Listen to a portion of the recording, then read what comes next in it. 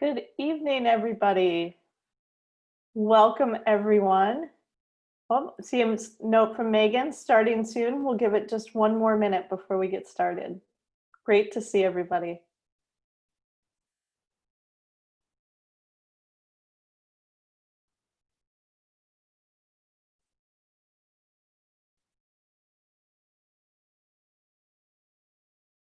All right, well, we'll just go ahead and get started, and we might have a few more people join us. It looks like we have 37 participants, which is fantastic. Great to see you.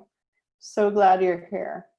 So welcome to the annual meeting of Pioneer Valley Habitat for Humanity. I must say that this is the first virtual annual meeting in the history of our organization. I'm Stacy Metzger, Pioneer Valley Habitat for Humanity Board President. I think we have some slides for you, so we'll just navigate through those. Let's see. There we go. So a quick overview of the agenda. We'll do a welcome and call to order, presentation of our new members. We'll take a look at our finances, and then we'll have a video and we'll take a look at the future.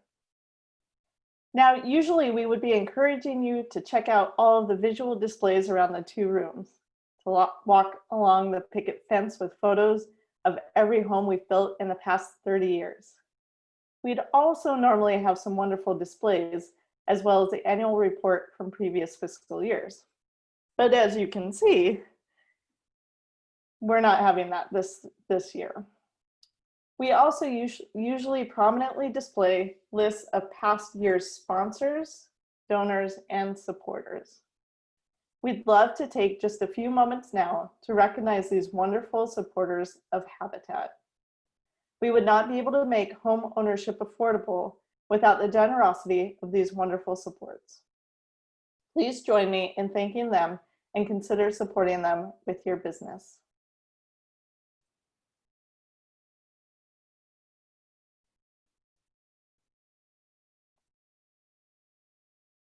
Terrific. Another part of the visual landscape that we typically have on display during our annual meetings are the homeowners' stories that we print and we post. These are the stories of the roads traveled and the obstacles overcome by the families we've worked with in the past year. All of them have either just become or are soon to become first-time homeowners. While we don't have time this evening to share these wonderful and inspiring stories, we will provide you with a link to our website, which you can see on the slide now. That's where they're posted. I encourage you, when you have a moment, to take a look at them and get to know the newest members of our homeowner community just a little bit more.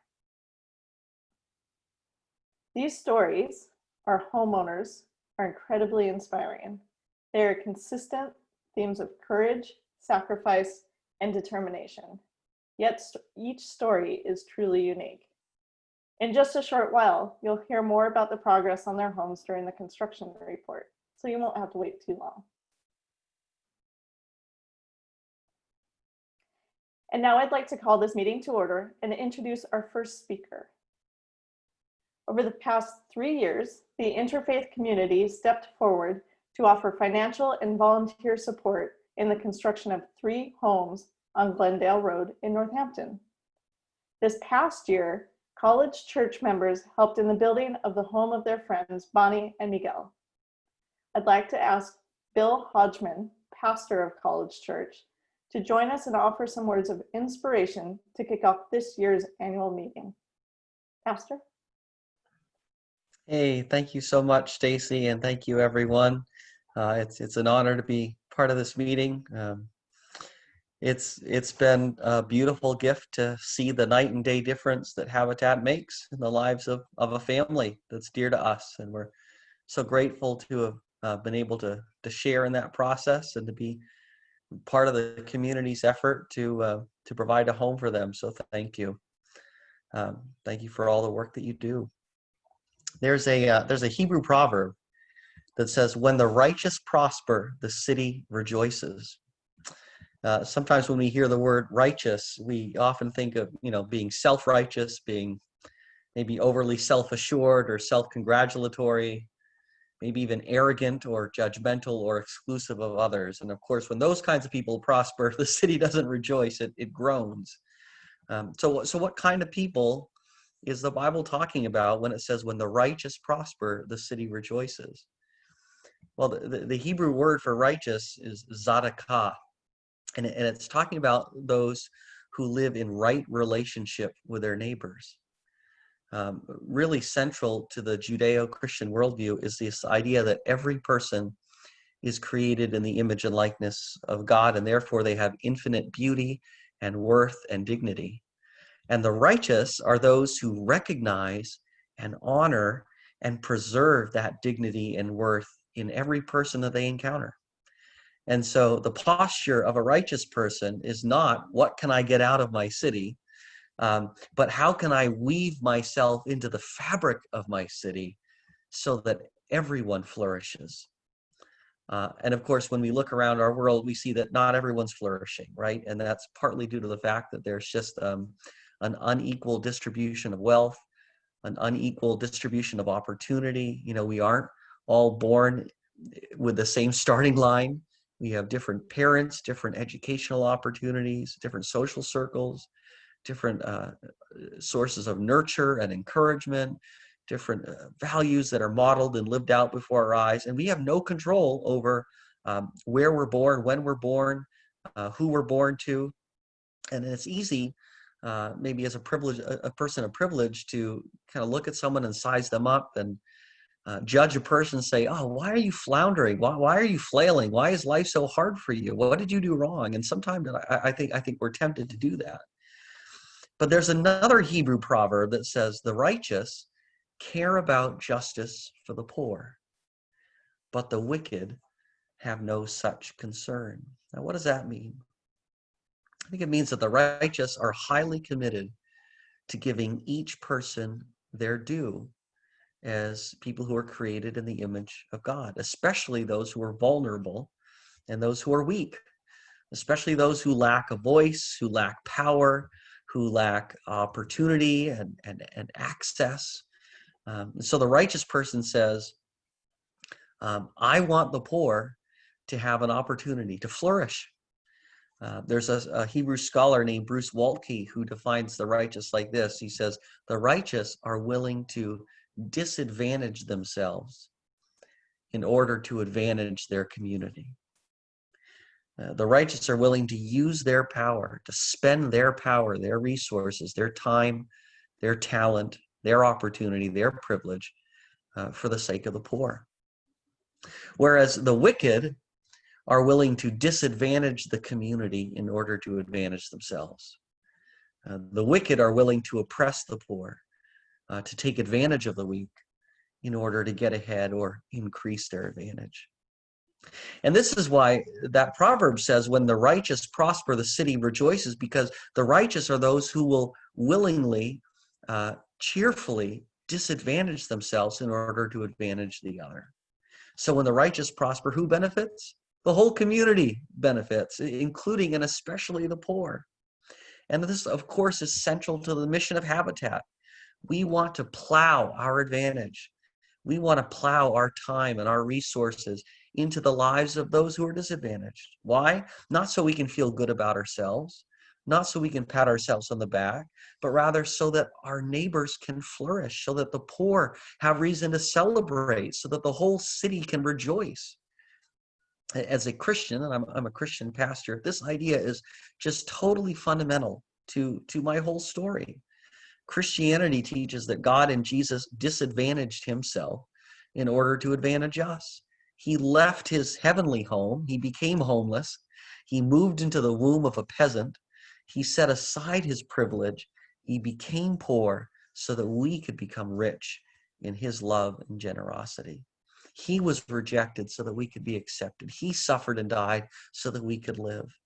The righteous will disadvantage themselves in order to advantage others. And when they do, the whole city rejoices. I'm just going to pray. Father, we pray that the Pioneer Valley would be a place where the poor can rejoice. We pray for our hearts and the hearts of many others to be both liberated and motivated by grace, so that we can cheerfully expend ourselves on behalf of the poor. And we pray for the mission of Habitat, that it can continue to be one of the many ways that the fabric of our community is being strengthened and made beautiful, so that more and more people can flourish. Amen. Amen. Thank you. Thank you. That was beautiful. Thank you, Bill. Next, I'd like to welcome Megan McDonough, Executive Director of Pioneer Valley Habitat, to say a few words with regard to outgoing officers of the board. Megan? Thanks, Stacy. The first person I want to talk about is you. So Stacy is our MC tonight, and you might have seen her in other public-facing roles like this. But what you might not know is she is also the first person I often call if something goes sideways.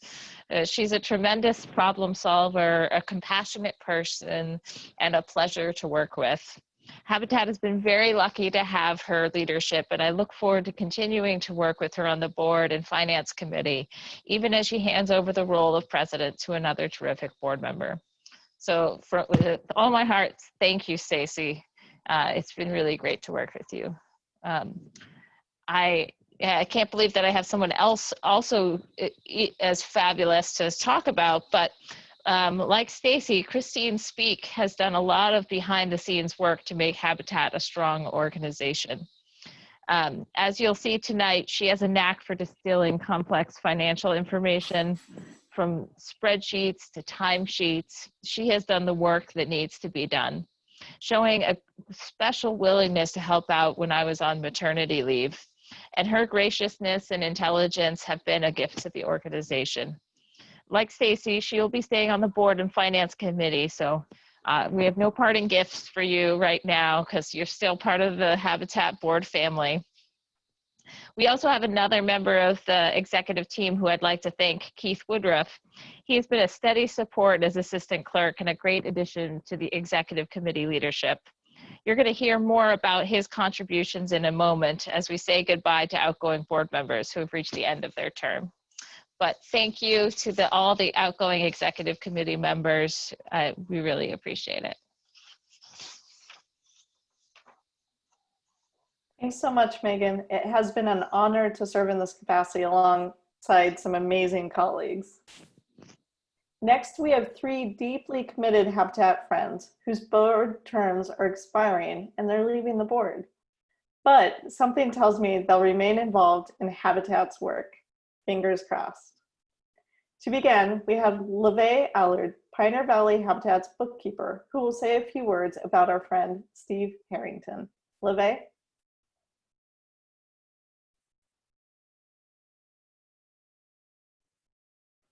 Hi, can you hear me? Yes, we can. Okay, great. So I have words, but I also have a message from Janet Bush, who worked with Steve on finance committee. Janet couldn't be here tonight with us. But she says, as a former board member and treasurer, I served on the Habitat Finance Committee and board with Steve Harrington for several years. Steve was the only CPA involved during most of my tenure, and he was the person we turned to for his expertise in accounting matters. He was generous with his time and especially helpful when we were first developing the long-term cash flow models that have become an essential component of the way Megan and the board make decisions. When I succeeded him as treasurer, I knew his advice was just a phone call away. Just as important, Steve was a pleasure to work with, thoughtful, considerate, positive, and responsible. It has been a privilege to know him. Thank you, Steve, for all you have done for Pioneer Valley Habitat. So that was from Janet, and I wanted to piggyback a bit on what she said about Steve being a phone call away. And I feel like it's very difficult to describe the support that's often behind the scenes. It's been comforting to know that Steve is someone we can turn to for a possible answer to a question or a suggestion about an accounting issue. Over the many years I've known Steve professionally, I think it's about 23 and counting. I've found him to be very committed and experienced, even-keeled and personable, even during his busy tax seasons. He's been a great teacher for me and very accepting of whatever level I was at. Thanks so much for your work, Steve, over the past years with Habitat. Thanks.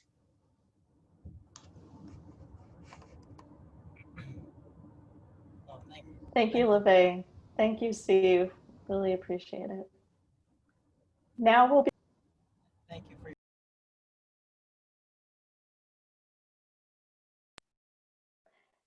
Now we'll be joined by board member Chris Aubrey and previous board member and longtime Habitat friend Peter Jessup, who have some things to share with us about outgoing board member Anna Novi-Cook. Chris, Peter?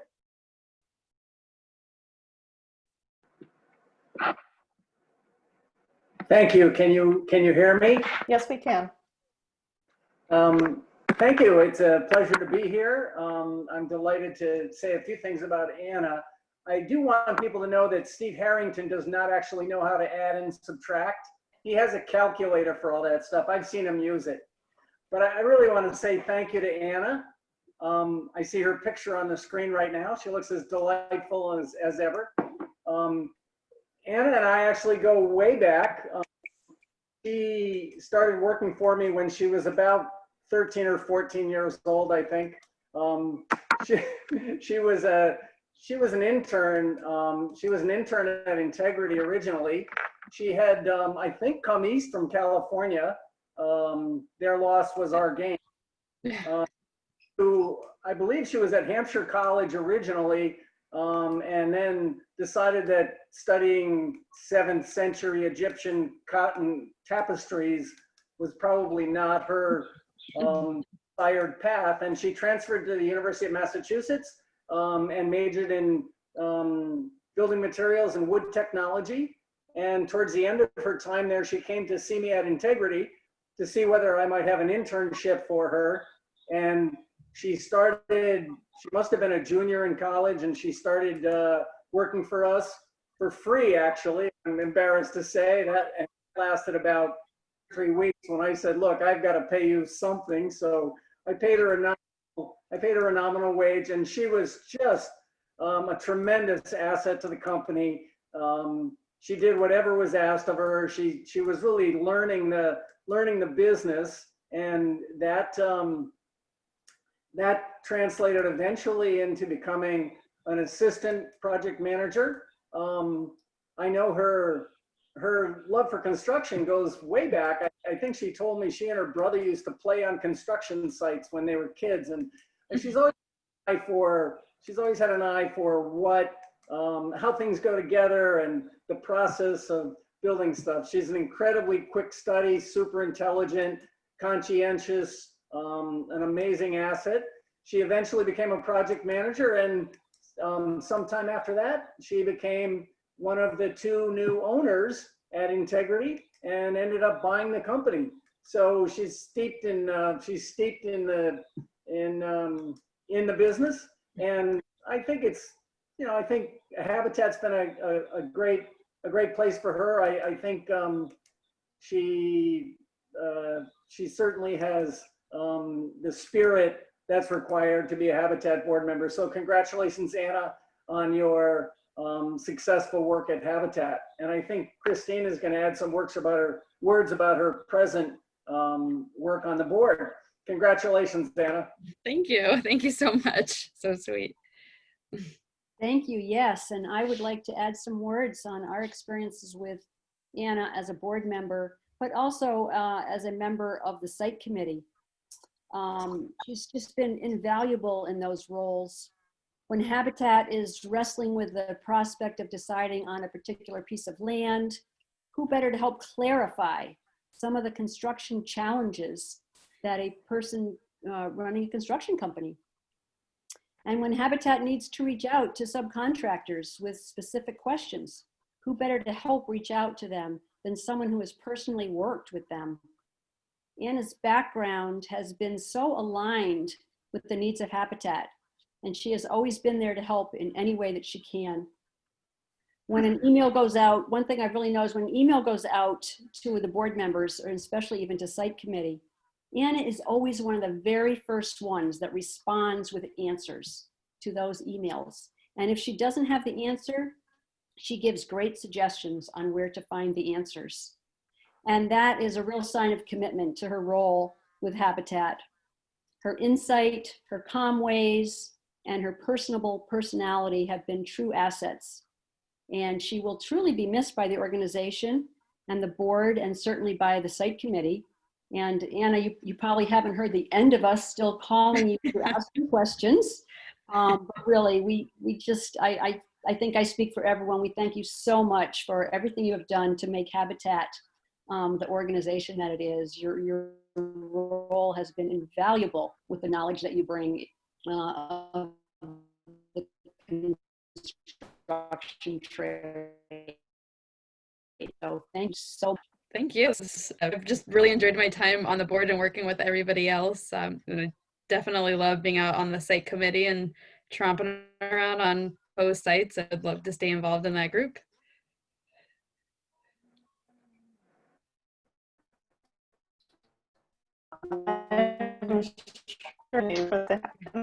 Love to have you. Thank you so much, Peter, Thank Chris, you. and Anna. Really appreciate it. Thank you both. And finally, we have former board member John Ebbets and our Director of Resource Development, Amy Landry, who will tell us a little bit about the work of outgoing board member Keith Woodruff. Amy and John? It is my pleasure to say a couple nice words about Keith, but first I just want to say shout out to Anna and Steve and Keith as well. I had the pleasure of working with the three of you for a number of years on the board, and you all were great contributors. So congratulations, and sad to see you go. So Keith, I've probably known Keith somewhere in the vicinity of 20 years. Back in my newspaper days, we crossed paths. KW Home was this up and coming business in East Hampton, and we knew each other there. And probably 6 or 7 years ago, we had a conversation at some function about board membership and this or that. And I was new to the board. Megan had put out the call, we need some new board members. And I thought of Keith, and we interviewed him, and he came on the board, and a wonderful board member. So here's the thing. I've been on a lot of boards. I've known a lot of board people. You're only as good as you want to be. And Keith always was good. He was prepared. He studied. He came to board meetings. He brought power and thoughtfulness every meeting.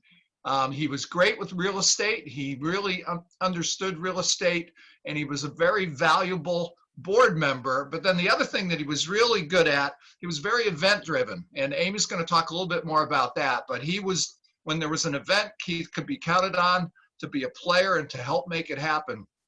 And so those are such wonderful ingredients of what makes a successful board member and someone that's very nice to work with. So hats off to you, Keith. I hope to see you around soon. And I'm going to pass the baton to Amy Landry. Thanks, Chad. So I'll just add to that when John left the board about 2 years ago, Keith really stepped up as someone to whom I could turn as an advisor, co-conspirator on events and fundraising.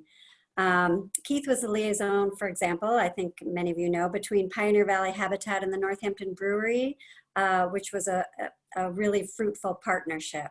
And he's also been the connector for a number of other habitat and community business partnerships.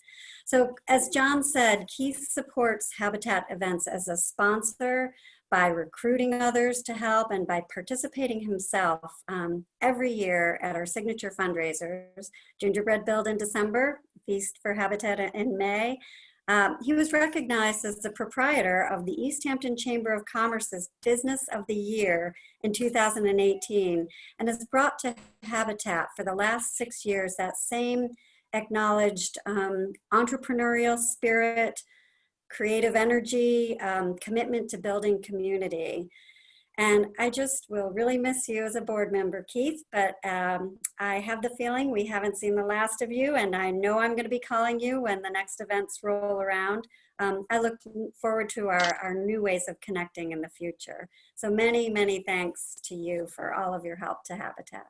And if I could throw one more thing out there, Keith, entrepreneur, KW Home. Remember, Keith, KW will always have a home at Habitat. Thank you. Thank you both. I look forward to volunteering in the future and have enjoyed serving with all of you and past board members as well. And cheers to Anna and Steve as well.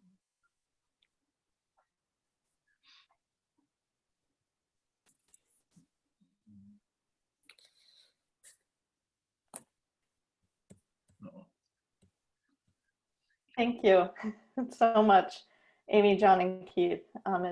It's been a pleasure having you, Keith. Before we move on, I just want to give Steve an opportunity to say a few words if he's interested. I know we had some audio going in and out, so I just want to make sure he had a chance to say something. Thank you for your kind words. Hopefully you can hear me. I'm in a car. You're a little bit quiet. All right. Well, I'm in a car. I'll do my best. But it's been my privilege and an honor to serve with all of you. Just generous, hardworking board members. I've really appreciated just all the insights everybody brought, and your caring, and so thank you for this opportunity you've given me. And it's a great organization. Thank you. Thanks so much, Steve. Really appreciate that. I would encourage everyone to use the chat function to share a message with any of these wonderful outgoing board members. Once again, thank you, Steve, Anna, and Keith. We'll miss having you on the board and wish you the best. This past week, the Board of Directors was presented with the slate of returning and new members who are renewing for a second term, and a slate of officers. We voted unanimously to accept the slate, so I'm happy to share with you the following changes and additions to the board. This year's UMass chapter representative is Samantha Brazeau. Welcome, Samantha. Voted in for a second 3-year term is Benjamin Barnes. Congratulations, Benjamin. And we also welcome 4 new members of the board. We will introduce them one by one with a little something to share about each one. First, we would like to welcome Kathy Caputo. When Kathy moved to Hampshire County, she took a job with Heritage Bank, which has led to a nearly 40-year career in banking. At one point, Kathy was asked to help out for a week in the lending department, and that started her on a path to a job as a mortgage originator with People's Bank, which is where she is today. Kathy loves working with people, hearing their stories, and doing whatever she can to help them realize homeownership. Having been a single mother when her 3 daughters were young, she realizes the importance of what a safe, stable home provides. She also knows the hard work it took to keep a roof over their heads. When Kathy got involved with Pioneer Valley Habitat for Humanity's Family Selection Committee and started to review applications, she would often find herself thinking back to those days. To be involved in an organization like this and be able to give back is very satisfying. Kathy's other community involvements include being past treasurer of the Southampton PTO, treasurer of the Friends of the Jones Library in Amherst from 2008 to 2019, and volunteer work for the Southampton Library. She's also a committee member on the Scholarship Committee for the Realtor Association. Welcome, Kathy. We're really glad to have you. Megan will introduce our next new board member. Well, I'm very pleased to introduce Mariah Kurtz. A lifelong Pioneer Valley resident, Mariah Kurtz has lived or worked in all 4 Western Massachusetts counties. She grew up around the family construction company, accompanying her father inspecting job sites, spending summer vacations next to her mother bidding jobs, and haphazardly hacking together tree forts with her brother. She earned an associate's degree in renewable energy and energy efficiency from Greenfield Community College and a BS in sustainable community development from the University of Massachusetts, Amherst. In 2014, Mariah became an intern at Pioneer Valley Habitat. She spent the semester framing 2 houses in East Hampton, Pioneer Valley Habitat's first Women Build project. By the end of the semester, it was clear that Habitat was going to remain an important part of her life. After graduating, Mariah was thrilled to be hired as Pioneer Valley Habitat's volunteer coordinator. Upon leaving that position, she returned to volunteering as a Build team member for an innovative small home project in Northampton. Her time at the Omega Institute in New York's Hudson Valley inspired her to spend several years as a consultant researching toxins commonly found in building materials for projects pursuing the Living Building Challenge certification. Mariah is currently the town planner for Irving. She lives in Greenfield with her partner Billy and their geriatric cat Betty. Welcome, Mariah. Thank you, Megan, and welcome back, Mariah. Next, I would like to introduce and welcome Christy Reynolds. Christy Reynolds is currently the branch manager of UMass 5 College Credit Union in Northampton, where she has worked for 10 years. Christy's degrees are in sociology and psychology, so her interest and focus always tends to direct her toward helping people.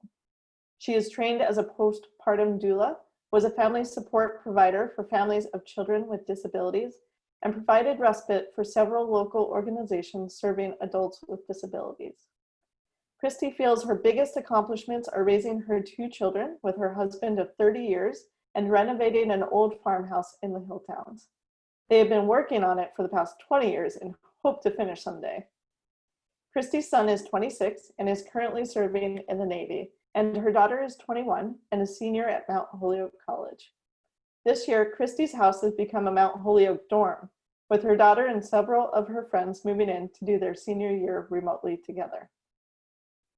Christy's other community commitment is serving on the board of the Massachusetts Academy of Ballet, which is near and dear to her heart, as a dancer herself and as her daughter danced with them for 5 years. She continues to help them with the Nutcracker each year. Welcome, Christy. Megan will now introduce our next new board member. I'm very pleased to introduce Muthoni Magwa. Muthoni recently joined a Network for Grateful Living, a global organization that offers educational programs and practices which inspire a commitment to grateful living. Prior to joining a Network for Grateful Living, she served as a CFO for Proteus Fund and as a program leader for Global Education Enterprise. Inspired by her passion for health, Muthoni opened her own wellness practice in 2018. She firmly believes in cleaning the body on the inside so you can glow on the outside. She calls it an inside job and champions cleansing your body with the right nutritional tools as well as other modalities. Muthoni believes owning a home contributes to peace of mind, a form of well-being. As an advocate for wellness, she is excited to serve on the board of Habitat. For leisure, she enjoys adventure, traveling, and being outdoors, especially in the summer months. Some of her adventures have seen her climb Mount Kilimanjaro, skydive, and visit the Taj Mahal. Muthoni received her MBA from Duquesne University and currently lives in Western Massachusetts. Welcome. Thank you, Megan, and welcome, Muthoni. We also have a new executive committee, which is as follows. For president, we have Christine Aubrey. For vice president, we have Benjamin Barnes. For treasurer, we have Muthoni Magwa. For clerk, we have Jane Andreessen. Congratulations and welcome to all. We're really excited to work with you over the coming years. And now I would like to hand it over to Megan to introduce the staff and the interns.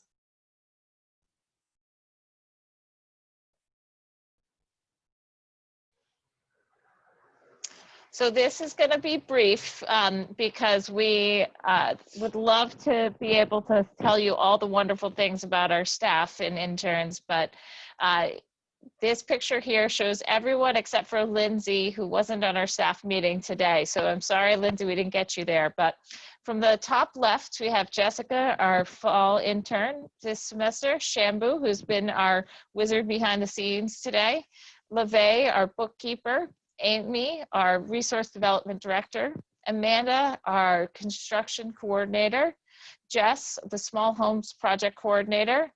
That's photo there at the bottom. I'm the executive director of Pioneer Valley Habitat, and then Lindsay Berry is our volunteer coordinator. And it sounds like a pretty big staff, but none of us work full time. So right now it's a pretty amazing feat that we're able to do all we can. And it's really by the generosity of spirit, the goodwill of this small staff working alongside our wonderful volunteers. So thank you, staff and interns, for all that you're doing and your collaborative spirits to get things done with the volunteers. Wonderful. Thank you, Megan. And just to reiterate, a great thank you to the staff and interns for everything you do for Habitat. Thank you. Next up, we have Christine Speak, Board Treasurer. Christine has been a guiding force behind the organization's financial stability, and she will now walk us through a review of our finances during FY20. Christine? Thank you, Stacy. It's my pleasure to present the financial overview tonight. Next slide, please. So as you can see from our year-over-year balance sheet comparison, our total assets remained relatively the same as in FY19. If you look at our cash lines and our mortgages receivable line, those are the two areas with the largest variances during FY20. A homeowner sold their home in FY20, which resulted in a decrease in our mortgages receivable and an increase in our cash. Additionally, Pioneer Valley Habitat received a $130 grant from the Community Foundation of Western Massachusetts, which for projects yet to be completed, which boosted our cash level. Then looking at our liabilities, there are two items worth mentioning there.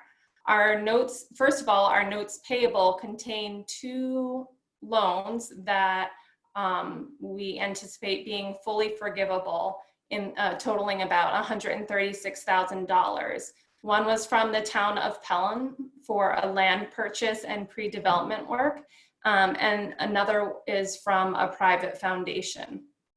Second, you can see there that we received a federal loan as part of the Paycheck Protection Program due to COVID-19. And this was used to offset our costs for payroll, rent, and utilities. And we also expect that to be fully forgivable. Next slide, please. So you can see our change in net assets was about $64,000. We did have an operating loss, but that's fairly typical for a nonprofit organization that sells homes for less than what it costs for us to build them. We did institute some policies to keep our volunteers safe at the start of pandemic and carrying through to right now. This resulted in an increase on our reliance on contractors. And this is something that we have taken into consideration when building our FY21 financial model. Looking at our sources of revenue, you can see there was a dip in each of the categories.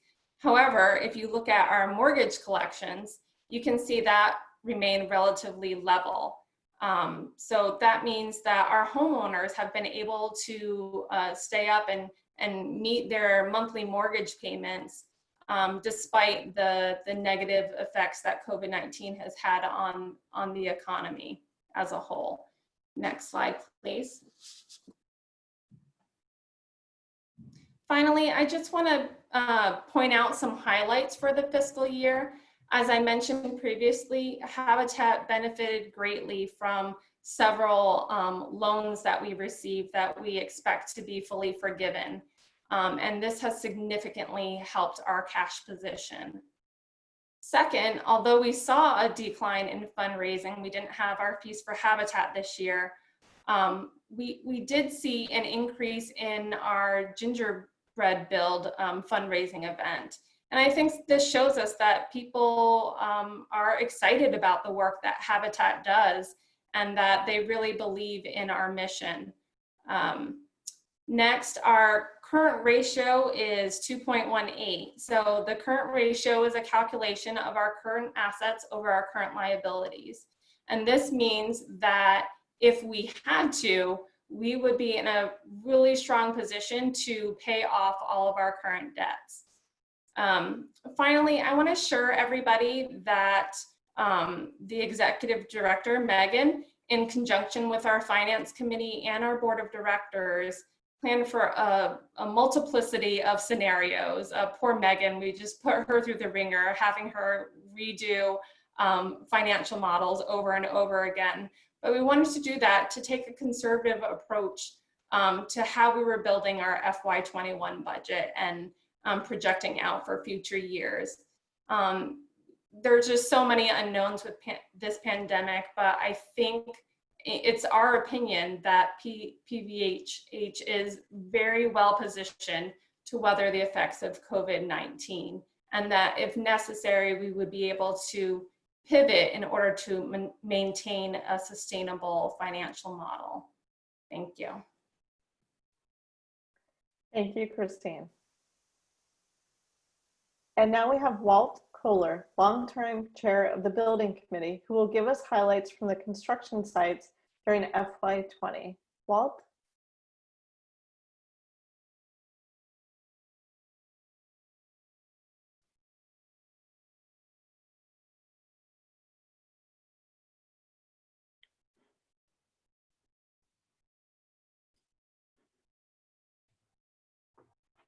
Hello?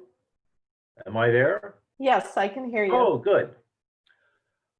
I'm very pleased to say that due to the commitment and the, I guess the commitment and the enthusiasm of the construction volunteers, we were able to continue in spite of the COVID to complete homes in FY 2020 and start new homes as well. So first of all, we completed and occupied 2 homes as part of a 4-home development in Glendale Road, 129 and 133 Glendale Road.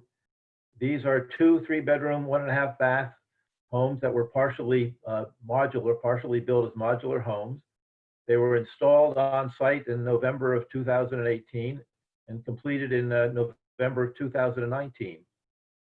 These are zero net energy ready homes, and we're very pleased to say that they were granted the 2020 Department of Energy Housing Innovation Award as a winner in the affordable category.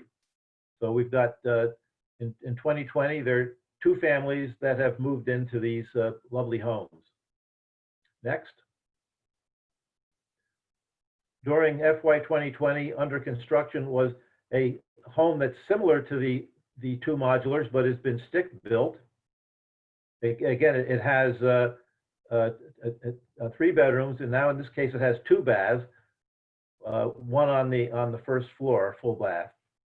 They're also zero net energy homes, and most of the construction was completed by volunteers in March of 2020, just before the COVID pandemic basically halted construction temporarily. As indicated by earlier, that much of this home was completed by completed by contractors as a result of COVID. Most of the exterior had been completed, but there was some of the interior that needed to be completed. Floors needed to be put down, kitchen cabinets needed to be installed, stairs built, things like that. So we had it was delayed due to the COVID-19 restrictions, but it was completed and completed and occupied in August of 2020. Next. We have two homes under construction. One, the 4th home is part of the Glendale Road project. This is a single-story, 2-bedroom, 1-bathroom home designed by Austin Design. It's also going to be a zero net energy ready home. The foundation and slab were poured in September of 2019, and framing began in April of 2020. The expectation is that this home will be completed in 2021, and then occupied as part of the FY 2021. Next, please. This is a new home that's under construction in Shutesbury. This is the first home that will be built in the town of Shutesbury. The lot was purchased with CPA funds provided by the town of Shutesbury. It's a 2-story, 3-bedroom home like previous projects that have been built in the Amherst area. It's the 2-story component of a duplex that has been built before. The goal is zero net energy ready. Tree clearing began in November 2019 on a very wooded site. Framing started in this past June, and we're targeting completion in May of 2021. So we now have construction crews that are working 3 days a week, Tuesdays, Wednesdays, and Thursdays. One group works in Glendale, another group works in Shutesbury. So we're on both sides of the river, and that seems to be working out very well. That's all. Wonderful. Thanks so much, Walt. It's a great update. Those of you who joined us at last year's annual meeting may remember the 2 videos that we showcased. With funding from the Community Foundation of Western Mass, local videographer Tom Adams of Real Life Productions has continued this year to create a number of short videos on different aspects of our work. Tonight we bring you his latest production, an inside look on how we navigated a spring and summer like no other. Enjoy.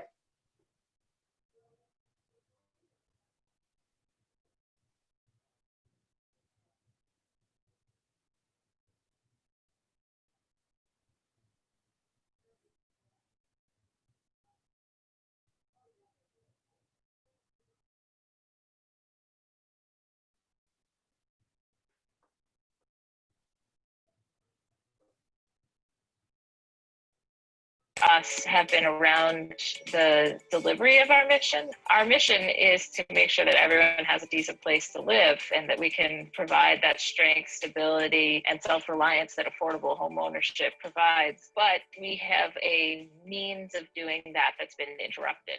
I can't imagine being in a pandemic with housemates coming and going. I think a lot about the people who don't have their own safe home, and it's very sad to me. We're very fortunate. I never thought I'd be able to own a home, so that in itself was like a miracle. I feel very fortunate every single day to have a safe home. The young people I know, I always advise them to look into it because it's really worth it. Building your own house, it's a life-changing thing. It's something that will go with you throughout your life. We followed the local kind of directives from the Board of Health. There was a brief kind of pause on the job sites, and we had one house that we were close to finishing. So we paused with the volunteers and hired a contractor to do some of the trim outs on a house, which we would normally do with volunteers. And then we, based off of local regulations, adapted our own safety policies so we can kind of keep our circles small, and they've been working great. I think everyone has been really wanting to come out and volunteer, which is really helpful and wonderful, so we can keep these projects moving along. So we've had close communication with our board, with the staff, with our volunteers, and adjusting as we go as we needed. But I think a lot of people are really anxious to come back to work, and we appreciate all their hard work. It's been several months since we were able to make progress on this house, so we're delighted to be back and getting to work on it again. Today is a big day. We're going to raise the first wall, and that's really the official start of the process. Good. We have a limited number of crew to minimize the chance of contagious situations. But yeah, we're happy to be here. It's hard, and I think it's good that we're doing as much as we're doing, that we can keep some people busy anyway. That's really good. This house hasn't been completed yet, and you know the economics of it are going to be a little different because of COVID shutdown and a major disruption on the progress that we could make in building this house. So we were building up through the March timeframe, then we basically had to shut down completely and did not start up again until the second week of June. The original intent, I believe, was to have this house completed by the end of May. It will be finished end of July and into August, which is hard. And so we've prioritized the completion of this house. The family's been waiting, and we want to get that done and get them moved in as soon as we can. Being an election season, I'm hearing a lot more from politicians, and between the pandemic, the economic downturn we're in, and all of the discussions around racism, certainly housing has risen a lot more to the top as an issue, and as a real one that affects people. I've been watching the real estate market, and you know, there is a huge influx of people moving out of cities. It's been fascinating to watch what's happening locally with the real estate market. And I wonder when the dust settles, what the change in our community is going to be. Are there going to be a lot more people who are excited to engage in this mission because they have now fled from a city to the country to have a safer place to live? Is it going to change the resources we have to draw on in terms of fundraising or volunteer engagement? I feel like there's a little bit of a wave of new influx, and how that's going to shake out in our community in the long term is going to be interesting.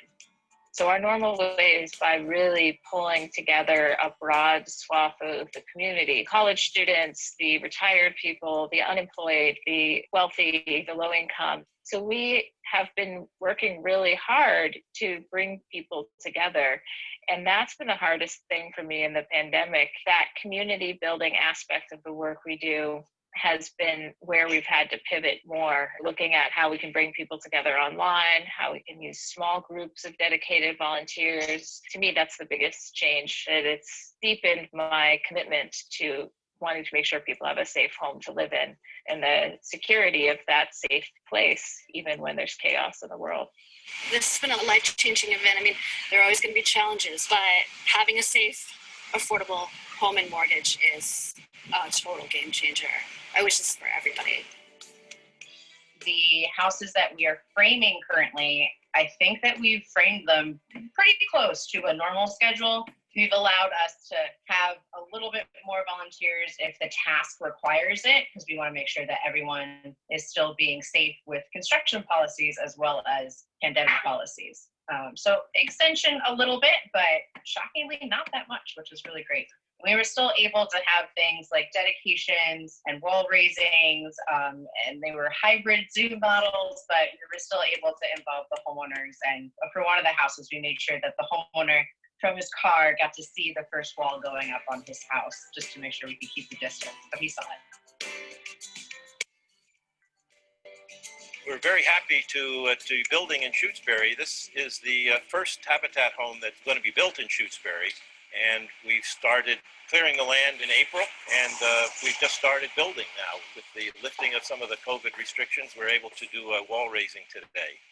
We have a goal of completing the house by next May or June, and having it wrapped up and closed before the winter, so we can work inside over the winter. The homeowner, Chuck, is here today, so this is a good day for him. All right, good, thank you. Just the community around our field volunteers, like they schedule their own weekly Zoom meeting so that they can still stay in touch. They were sharing pictures back and forth about projects they were working on in their homes. It was really sweet to see how that community stayed alive during it.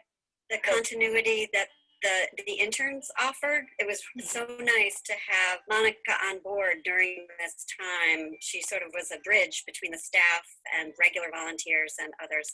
It's really nice to have those interns who can help us in that way. It's certainly great to be back on site. We've been off for several months now. Obviously, there are a lot of things that we have to follow now that we didn't before. These masks are not the most pleasant thing to work with, especially in the summer. But you do what you got to do. We're going to get the job done, whatever it takes. I think there have been a lot more conversations about collaborative efforts than I've seen in a long time, and networking across nonprofit organizations. Of course, the conversation about online events is big, and what can we do online. Our whole spring campaign was online. For the first time that I know of, we did not send anything through the mail this time. So, that's a question for us going forward, certainly, how much we will do both or just one.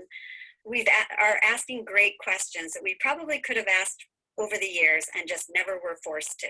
It's really perfect timing to look at these pandemic months as time of opportunity, when we can, finish doing our to-do list and worrying, because there certainly are a lot of things to worry about. There's certainly also a lot of opportunities, sort of ways we've shifted to accommodate new audiences by going online and things like that. There's just a lot of uncertainty, because there's uncertainty in all of our lives. So when we look at our fundraising prospects for the year ahead, we don't know what opportunities will exist. When we send out a fall solicitation letter, whether people will respond, or when we talk about the long-term impact that housing has for people, or whether they're more focused on short-term pandemic crisis intervention, it's a really difficult balance, because housing has become a lot more than it was in the past.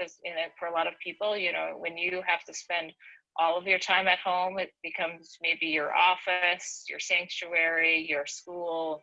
It takes on all these new dimensions that are really critical. So the idea of having a stable and healthy place to live, I think, is even more important now in the pandemic. The future of, smaller homes is very much in flux right now, and we'll have to see if that's something that people want, because maybe they would prefer to have a smaller home or an accessory dwelling unit, something else that's separate, rather than being in an apartment in a city or in a condo situation. Like, maybe having that own space is going to be really important going forward, and people will want to have that, and like the small homes will be good. Or are people really going to be pushing for larger, as people realize that, no, actually, I want all of the square footage I can get when I'm in my house all the time? As someone whose kitchen table is also play space, which is also my office, I'm either at the kitchen table, or right now I'm in the mudroom entryway at my house. So I think that this is a question that a lot of people are juggling with. There's also privacy and security in having your own four walls that maybe a just big enough house would be able to provide. I don't know. I've moved out of an apartment and into a small home, and I can say it is 10,000 times better than living in an apartment. But I also relate to having to make any space into an office. Yeah, the fact I turned off my virtual background. There's the mudroom. I'm in my car right now, so it's not even a virtual office. I'm in space. Yeah. I'm actually in a tiny home. It's fascinating where we all are right now. None of us has a quote office, not one of us. We're all mostly working remotely, and I think that's really only possible because everyone on staff is, here's the baby. Here he is. He wanted to join the staff meeting. I don't know what I was saying. Something about how great you guys are. I was video chatting one of my bosses for my other job yesterday while she was feeding her chickens. So it is interesting, though, to think about that, Jess, in terms of housing, because this may be kind of a permanent future in terms of people expecting to at least work from home part of the time. So homes may just organically change.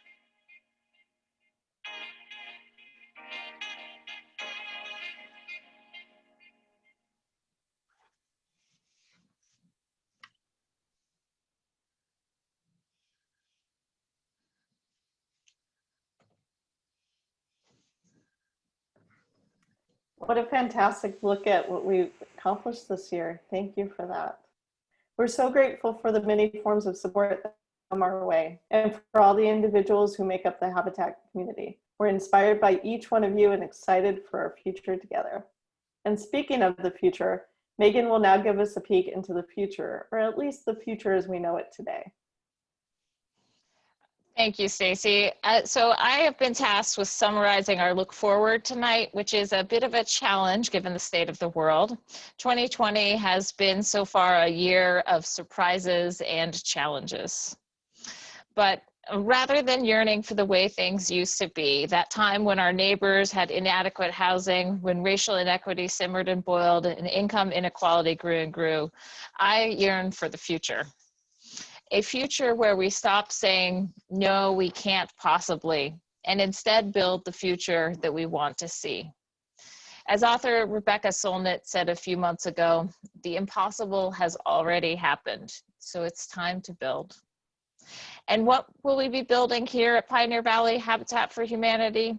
Well, homes, of course, and the strength, stability, and self-reliance that comes with affordable homeownership. Homes are healthcare. Homes are education and financial security.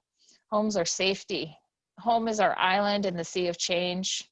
We plan to complete the homes currently under construction in Northampton and Shutesbury, and great progress is being made by our regular volunteers, as you saw in the video.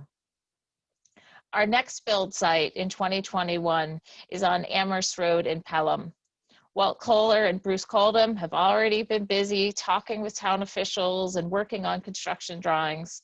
The entire build team will start planning soon for that project.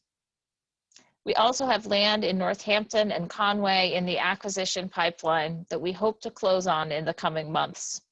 3 lots on Burt's Pit Road in Northampton will be the focus of our small home initiative, with just big enough houses designed by Simple City Studios, thanks to a land donation by the city. And a rural lot in Conway will be a place for a single family home on a hill, thanks to a generous private landowner. In addition to the homes we're building, we are working to grapple with how the pandemic affects the small homes movement. A survey of potential homeowners went out last week, and over 50 people have responded to help give us insights into their priorities. Preliminary results show 45% rarely or never worked from home before COVID, and now 76% do so every day or a few times per week. More than 50% ranked outdoor space as a new priority. We're also happy to be hosting an online event with author Sherry Coons, who has written several books on living small. In addition to Sherry's talk, Habitat will present some of the key findings from our recent explorations into modular zero energy construction. Please RSVP and join us on Thursday, October 15th at 6 p.m. We'll be sending out invitations for this soon. We have started the work also of reflecting on how we can do more to promote racial justice in our work by having staff attend trainings and devote staff time to understanding how to be anti-racist. We diligently follow fair housing rules to make sure that everyone who wants to apply for a Habitat home is encouraged to do so. And the results of this are reflected in the diversity of our homeowners. In time, I hope our leadership and staff will also better reflect this diversity. 2020, it will be a year that we will all remember. When your kids or your grandkids ask you what you did during the great pandemic of 2020, what will you say? I know that some of you will be able to say that you grieved for a world lost and then you picked up a hammer to build a new one. And I am so proud of you, of the entire Habitat community, for chipping in with dollars, with time, with muscles, and expertise to make it happen so we can build the future that we want to see. So thank you all for not giving up on your dream of creating a world where everyone has a decent and affordable place to live. I really appreciate working with each and every one of you. Thank you.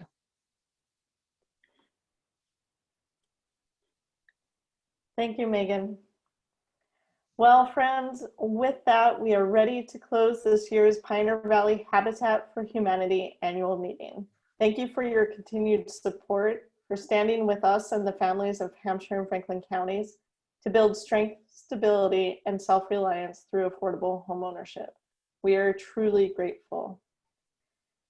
But I do need to get a motion to adjourn. So can I get a motion, please? And I have cameras on too, so I can try and look. So moved. All in favor? Aye. Aye. Any opposed? Any abstain? All right, friends, this meeting is now adjourned. I want to give a big thank you to the wonderful staff for everything you've done to prepare for this evening's meeting. I think at this point, we're going to unmute everyone, so please feel free to chat with others in the community and on the call before we end. And thanks again for being here. Have a great one. Thank you, Stacy. Thank you. Thank you. Bye. Bye. Thank Have you. a good night, everyone. Stay well. Hi, Go Jay. on.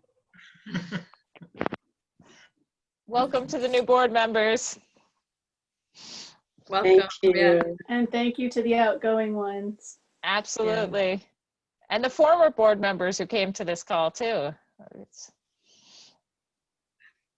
You guys are all wonderful. Great meeting. Good job. Good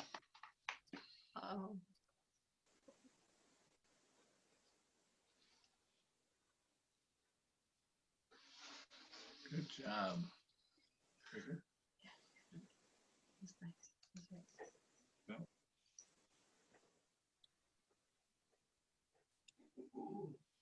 Thanks, everyone. Bye, Clara. Bye. Have a good night. Thank you for a great meeting, Megan and Stacy, to everybody.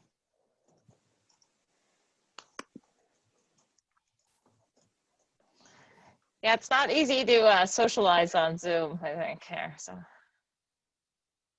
I look forward to when we can get back together in person someday. Yes, that would be nice. And we can all have snacks together.